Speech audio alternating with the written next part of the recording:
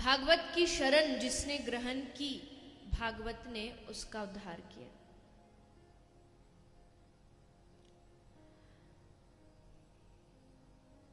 श्रीमद्भागवताख्योऽयं प्रत्यक्षः कृष्ण एव हि। ये भागवत साक्षात हरि का विग्रह है। कलयुग में आप भगवान को केवल उनका दर्शन कर सकते हैं, ना तो उनको अपने हृदय से लगा सकते, मंदिर में दूर खड़े रहते हैं, ना आप उनका स्पर्श कर सकते हैं। किंतु भागवत भगवान का ऐसा स्वरूप है जिसको स्पर्श भी किया जा सकता है, जिसको अपने हाथ में उठाया भी जा सकता है, जिसको अपने मस्तक पर भी उठाया जा सकता है। और इस भागवत का हर एक शब्द, हर एक अक्षर, हर एक श्लोक बड़ा गंभीर है, बड़ा गहरा है।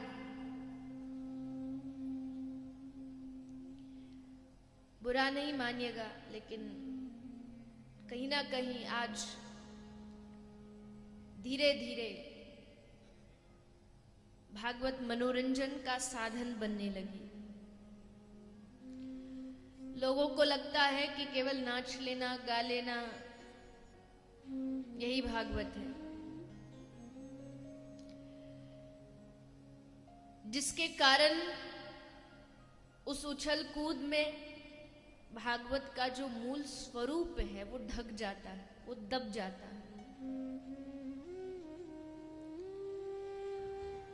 किंतु अगर भागवत के मूल स्वरूप को जाना जाए तो जिनका पूरा जीवन भागवत करते करते निकल गया हो, उनसे आप पूछें कि भागवत के किसी एक श्लोक की व्याख्या करके हमें दीजिए, तो यही कहेगा कि मेरे बस की बात नहीं। अरे औरों को छोड़ो, जिन व्यास जी ने श्रीमद् भागवत लिखी है, खुद इनसे संतों ने कहा कि महाराज आप भागवत की एक श्लोक की व्याख्या करके हमें बता दीजिए। व्यास जी ने कहा मैं नहीं कर सकता। अरे क्यों नहीं कर सकते? आपने तो भागवत लिखी है, लिखी आपने है तो फिर व्याख्या करने में क्या जाता है? तो व्यास जी ने बड़ा सुंदर उत्तर दिया।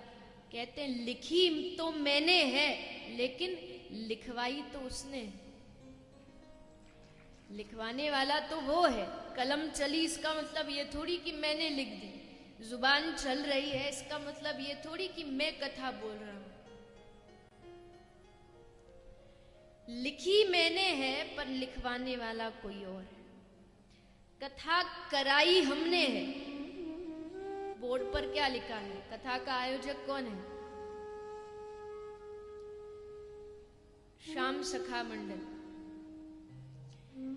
लेकिन वास्तविकता क्या है? ये तो एक पर्चों के लिए अच्छा है, छपने के लिए अच्छा है, लेकिन सत्यता ये है कि कथा कराई हमने है, लेकिन करवाने वाला कोई और है।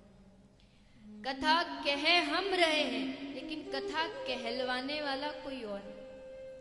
कथा सुन हम रहे हैं, लेकिन कथा सुनवाने वाला कोई और है। बस इस तथ्य को जान लो, सब घमंड, सब अभिमान धूल में मिल जाएगा। ना हम कथा कराने वाले हैं, ना करने वाले हैं, ना सुनने वाले हैं। मूल इस कथा का तो केवल और केवल साक्षात श्री ठाकुर जी।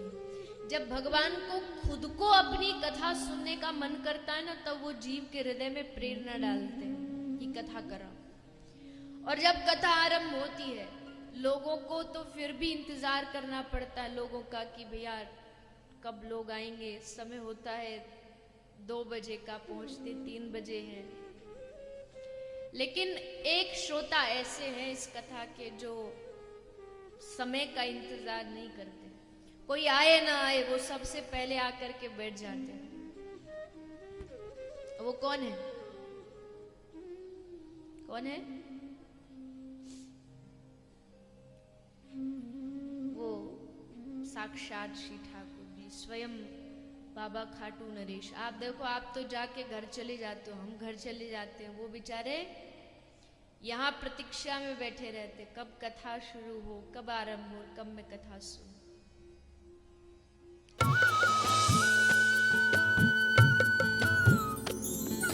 सर्वधर्म संगम, धर्म के सच्चे प्रहरी।